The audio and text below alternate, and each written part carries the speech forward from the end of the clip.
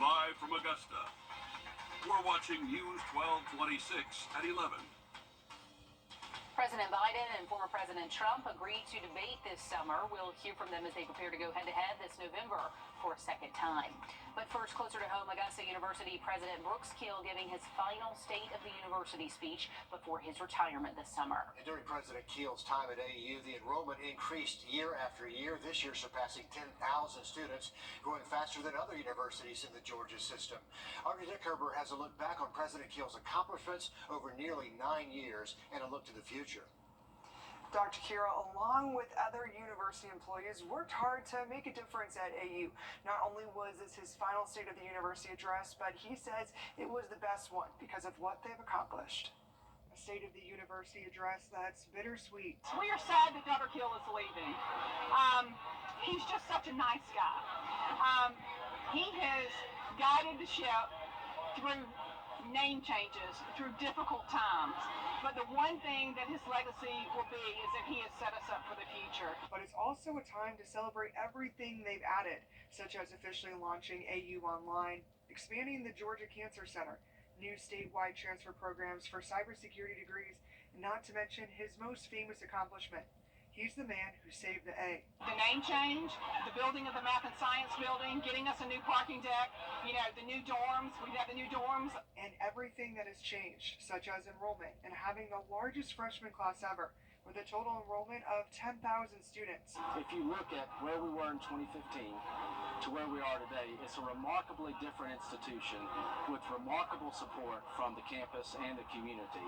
At a time when enrollment is tough for a lot of universities, AU saw an increase. The 5 years prior to us getting here, it was decreasing 3% year over year.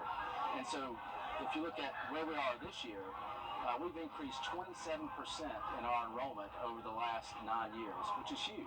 Helping set up the university for success and for the last time. Thank you so much. And one more time, go Jags! Dr. Kiel has just 46 days left at the university before his retirement and moving to the Florida Keys, but says he's excited to continue to watch the university grow. Here come the Florida Keys. Yes, how about that? wishing him a happy retirement, and wow, he really did so much for this community, really brought the community together after a tough spell, so he will be missed. The right man at the right time. New at 11, Payne College says it's suspending its benefits for employees. The college says because of rising costs of maintaining health benefits for employees, they're pursuing a more cost-effective provider right now. They say they were unable to reach an agreement with the recent provider, which led to the cancellation of coverage. The college still says its vision and dental coverage will remain active. Taking a live look out over I-20. SLED and the Aiken County Sheriff are investigating the death of a 3-year-old after a bird bath fell on her.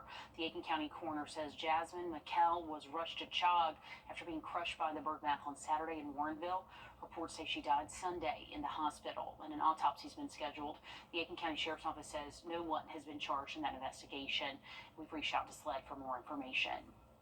5 Georgia men, including one Washington County man, sentenced to federal prison in connection to a dog fighting ring.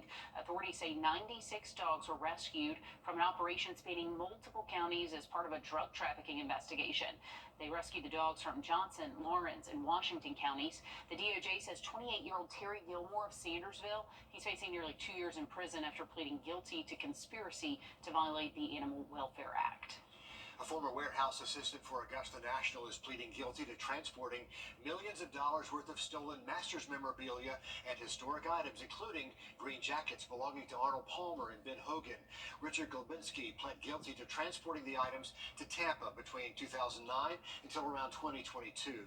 His attorney says his case is being tried in Chicago because of the stolen items being recovered in that area. Glebinski could face up to 10 years in prison. Sentencing is set for this October. President Biden, House Speaker Mike Johnson Instead proposed that media outlets directly organize the debates. Tomorrow, Piedmont, Augusta, Somerville Hospital, formerly known as Trinity, and St. Joseph Hospital, even before that, it's reopening. That facility on Wrightsboro Road closed its emergency room in December of 2020 so that COVID inpatients could use that facility. Piedmont Augusta says it's hoping with the opening, it'll shorten wait times at their emergency room.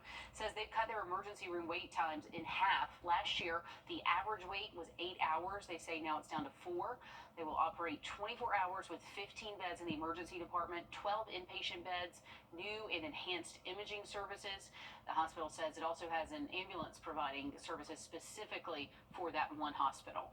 It's here 24/7 so that if a patient who's had a heart attack or who's had a stroke that needs the higher level services that we provide downtown, needs to go downtown, we have the ambulance right here. You know, we all know that just like everyone else, labor is a problem, and so sometimes waiting for an ambulance in the community can take a long time. Augusta Tech will still have its own wing at the hospital, and outpatient services will still continue. Senator John Ossoff scheduled to be in Augusta this Friday.